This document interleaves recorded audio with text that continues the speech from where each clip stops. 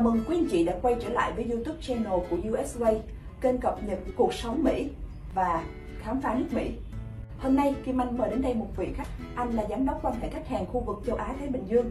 Anh sẽ gửi đến chúng ta những thông tin, những cập nhật mới nhất về tình hình vaccine đang triển khai trên nước Mỹ, cũng như là các cập nhật mới về tình hình đời sống và kinh tế tại Mỹ.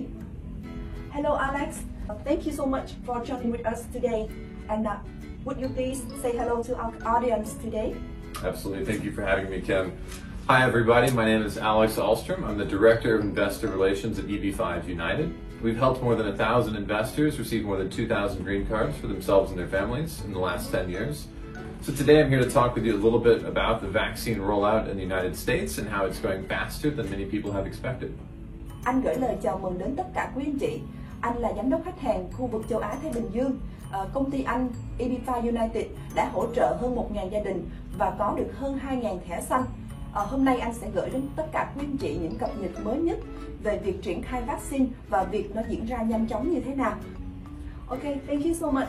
Now we will start to. I have a question for you. How is the vaccines rollout going globally? Great place to start. So if we look at this chart from the New York Times, we can see that there's been more than 700 million vaccination doses given throughout the world so far. Anh đang cập nhật với chúng ta hiện nay việc triển khai vaccine trên toàn thế giới là hơn 700.000 mũi đã được triển khai. More than 700. Okay. Oh, yeah. And so we can also see here from this chart that the rate of vaccinations is also steadily increasing. Và việc triển khai này cũng đang được diễn ra rất là nhanh chóng cũng như là tăng đều đặn, và chúng ta có thể nhìn ở trên cái bảng biểu đồ ở đây.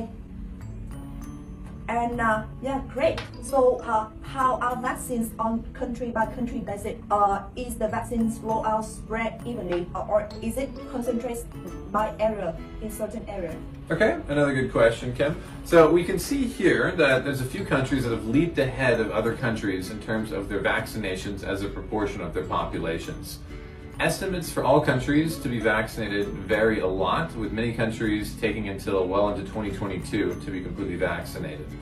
Câu hỏi của Kim Anh là hiện nay thì cái việc triển khai vaccine này đang thực hiện trên quốc gia và có được triển khai rộng rãi hay là tập trung ở những cái vùng riêng biệt với nhau. Anh đang cập nhật cho chúng ta thì hiện nay thì chúng ta có thể thấy rằng một số quốc gia đã vượt lên về việc triển khai vaccine trên phạm vi quốc gia của mình. Có thể là mất khoảng 1 đến 2 năm nữa, vaccine sẽ được triển khai rộng khắp trên toàn thế giới và một cách là đầy đủ. And any new updates for that information? Absolutely, too. We can also see here on this map that the US stands out amongst other countries for its high vaccination percentage. Và chúng ta cũng có thể nhìn thấy ở trên cái bản đồ ở đây thì hiện tại nước Mỹ đang dẫn đầu về phần trăm tiêm chủng trên toàn thế giới, về cái tỷ lệ tiêm chủng rất là cao. So we can see that the US is vaccinating quickly, and but how long should it take to vaccines in the US? Okay, well, at the current pace, it should take only a few months. By mid to late June, everybody that's over 16 years old in America could be able to be vaccinated. Chúng ta cũng có thể thấy rằng việc tiêm chủng đang được triển khai rất là rộng rãi tại Mỹ. Vậy thì có thể mất bao lâu thì nước Mỹ có thể được tiêm chủng một cách hoàn toàn đầy đủ? Câu trả lời của anh, mọi người từ 18 tuổi trở lên có thể tiêm chủng trong khoảng cuối tháng 6. And and I remember that Biden set a goal for 100 million shots for his 100 days. And now this is double that goal to 2 million shots. And so how is US expecting to vaccinate that quickly? Well, first, the U.S. is actually increasing its rate of vaccinations. A few months ago, the U.S. was only vaccinating 500,000 people per day. Right now, it's averaging more than 3 million vaccinations per day. Wow! Và như chúng ta cũng đã biết trong các video trước, Tổng thống đương nhiệm Joe Biden, ông đã có cam kết là sẽ thực hiện 100 triệu mũi tiêm trong vòng 100 ngày đầu tiên của ông khi nhậm chức ở vị trí Tổng thống. Trong vòng 100 ngày, con số này đã được cập nhật tăng gấp đôi.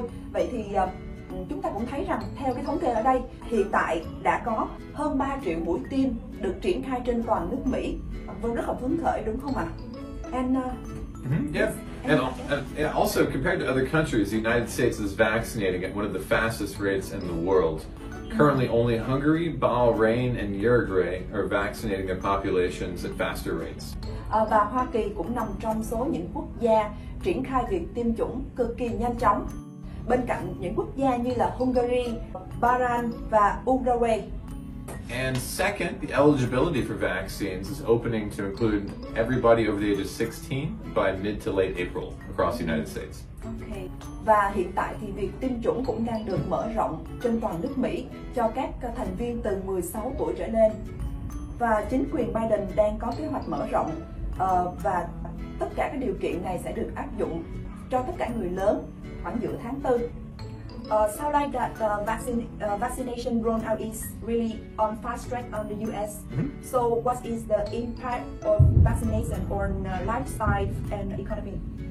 Great question. So it depends a little bit about where you are in the United States. But places like Texas and Florida have ended economic restrictions for weeks at this point, and they've also ended their mask mandates for the state. So another thing that you can see is that, for example, the Texas Ranger baseball team just had their first game of the year, and it was a completely sold-out stadium. Also, in my hometown of San Antonio, Texas, they just had a concert with several thousand people indoors. So there really seems to be a lot of lifestyle coming back into the United States right now. Yes, it seems like that they come back to normal life right now in US. Yeah. Và anh cũng cập nhật thêm thông tin. Và có vẻ như việc triển khai tiêm chủng trên toàn nước Mỹ một cách nhanh chóng và mạnh mẽ cũng đã ảnh hưởng rất là lớn đến kinh tế và đời sống của người dân Mỹ. Cụ thể là tại bang Florida và bang Texas, những cái lệnh hạn chế về kinh tế cũng đã được dỡ bỏ. Và trên thực tế thì vừa rồi trên quê hương Anh là ở San Antonio, một trận bóng chài ở Texas Ranger đã được diễn ra với các ghế ngồi đã được kín chỗ và cũng không có hạn chế về khoảng cách. Và bên cạnh đó thì anh cũng cập nhật thêm là vừa qua cũng đã diễn ra một buổi hòa nhạc ở trong nhà vào cuối tháng 3. Thì các anh chị thấy sống đang được quay trở lại, mọi thứ đang được quay trở lại rất là bình yên, đúng không ạ? Hy vọng rằng những thông tin này đã mang đến cho các anh chị những cái cập nhật mới nhất về cuộc sống Mỹ hiện nay.